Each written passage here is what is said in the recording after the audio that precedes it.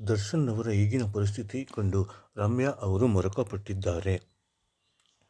ಈ ಹಿಂದೆ ರೇಣುಕಾಸ್ವಾಮಿ ಪ್ರಕರಣಕ್ಕೆ ಸಂಬಂಧಿಸಿದಂತೆ ರಮ್ಯಾ ಅವರು ದರ್ಶನ್ ಅವರ ವಿರುದ್ಧವಾಗಿ ಮಾತನಾಡಿದರು. ಅಲ್ಲದೆ ರೇಣುಕಾಸ್ವಾಮಿ ಕುಟುಂಬಕ್ಕೆ ನ್ಯಾಯ ಸಿಗಬೇಕು ಎನ್ನುವ ರೀತಿಯಲ್ಲಿ ಸಾಮಾಜಿಕ ಜಾಲತಾಣದಲ್ಲಿ ಪೋಸ್ಟ್ ಮಾಡಿದ್ದರು.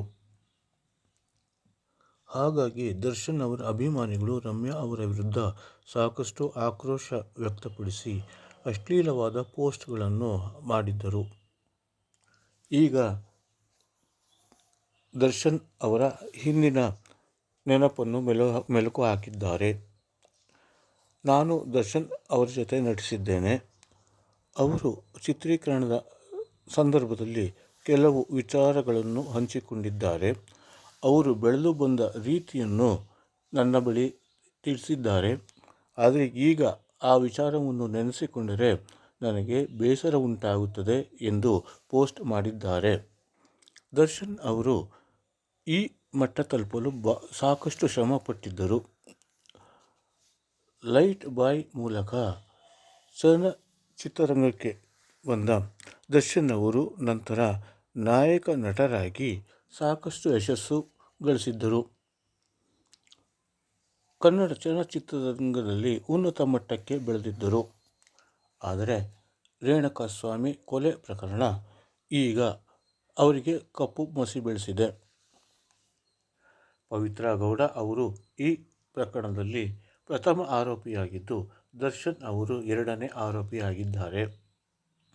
ಈ ಹಿಂದೆ ಅವರಿಗೆ ಜಾಮೀನು ಸಿಕ್ಕಿತ್ತು. ಇದನ್ನು ಪ್ರಶ್ನಿಸಿ ರಾಜ್ಯ ಸರ್ಕಾರ ಸುಪ್ರೀಂ ಕೋರ್ಟ್ ಮೆಟ್ಟಿಲೇರಿತ್ತು.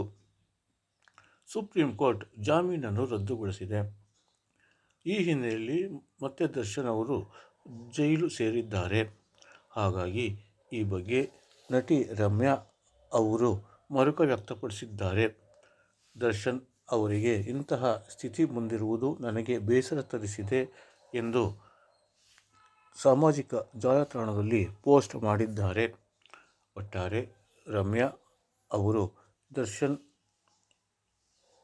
ಪರವಾಗಿ ಈಗಲಾದರೂ ಮರುಕ ವ್ಯಕ್ತಪಡಿಸಿರುವುದು ಅಭಿಮಾನಿಗಳಿಗೆ ಸಮಾಧಾನ ತಂದಿದೆ.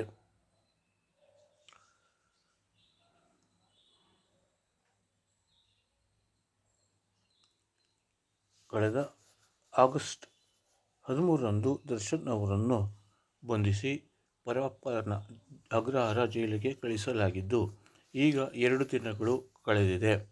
ದರ್ಶನ್ ಅವರು ಮೌನಕ್ಕೆ ಜಾರಿದ್ದಾರೆ. ಯಾವುದೇ ವಿಚಾರಗಳನ್ನು ಮಾತನಾಡುತ್ತಿಲ್ಲ ಎಂದು ಹೇಳಲಾಗುತ್ತಿದೆ. ಒಟ್ಟಾರೆ ದರ್ಶನ್ ಪರ ಕೆಲವರಿಗೆ ಈಗ ಮರುಕ ಹುಟ್ಟಿದಂತೆ ಕಾಣುತ್ತಿದೆ.